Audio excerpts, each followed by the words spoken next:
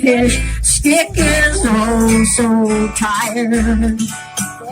Time to tell his Congress pulled the plug on the government. They still got paid, but meanwhile, he starved the people, dodged the truth. He was there, knew of everything vile done to the girls in his best friend's house. There's no such thing as a valid denial.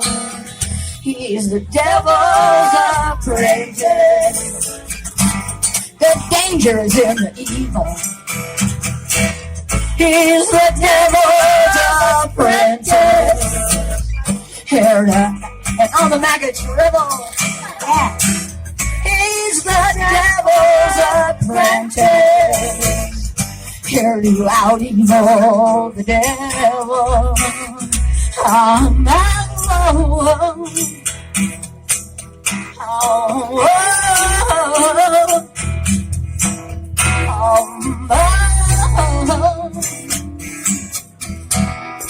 Devil's apprentice.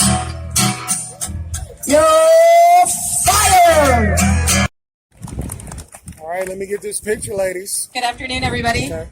My name is Amber Bettis, as for them, but you know, I'm the executive director of Borderland Rainbow Center. So, what the Borderland Rainbow Center is it's the only LGBTQI plus community center within about 350 miles. So, if there's a queer issue, we help with that. But one of the most important things, one of the reasons that I'm here is because today is an incredible, this weekend is incredibly special, but we have something going on called Trans Day of Visibility today, directly after this. And I'll talk a little bit more about that, but most importantly, what I really want to talk about is the fact that I'm so incredibly excited to see so many people here out together. So many different organizations, so many different people representing the rainbow of what we all are and all of the issues that we have.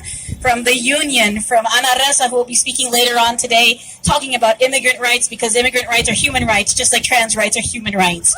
It's like, this is such an incredibly important moment, and every moment that you come out and you show up for your community, you are showing one another, not just the people in Washington, not just the other people in the city who aren't really doing something at the moment, but you're showing each other that we have a community. And community is one of the most incredible things that we can lean on in these moments. When we talk about what's going on with the administration, when we talk about all the things that are happening in this world, one of the things that we have to remember is that we can always rely on each other. Take one moment and look to your left and look to your right. You are not alone. And that is, I think, one of the most important things that this is able to show us, is that we are not alone in our struggles, because oftentimes as we do this work, we feel alone. When we do this work, we feel like there is nobody out there listening, that we are screaming into an empty void, but we are not. We are doing this together. And in these moments, please make sure that you connect with each other so that you do have a support network.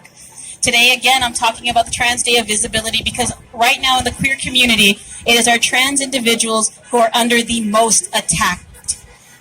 What is going on right now when we're talking about the taking away of gender-affirming care, what we are talking about in reality is a genocide.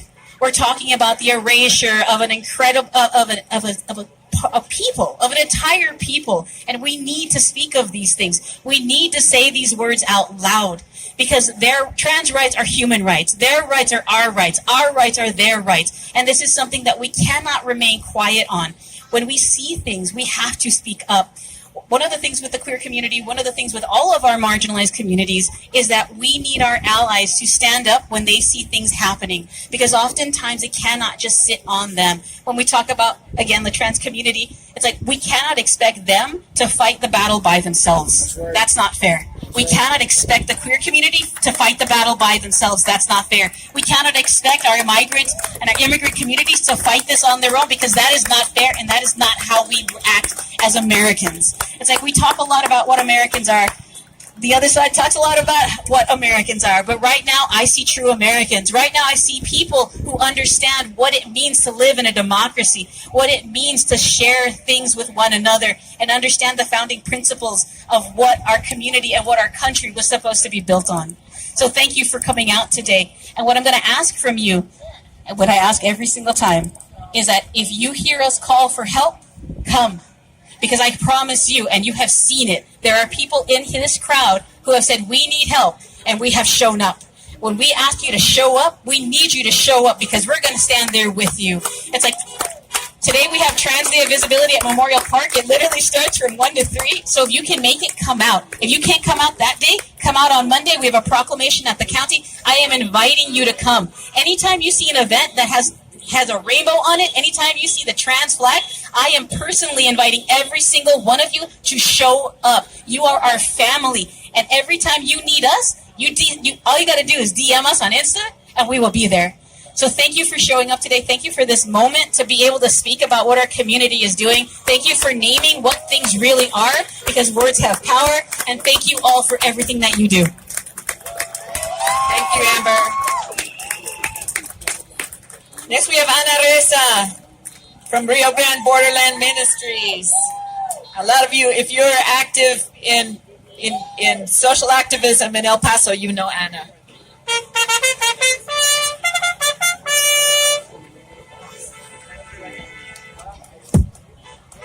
Awesome. It is awesome and great and holy to be here today with you all.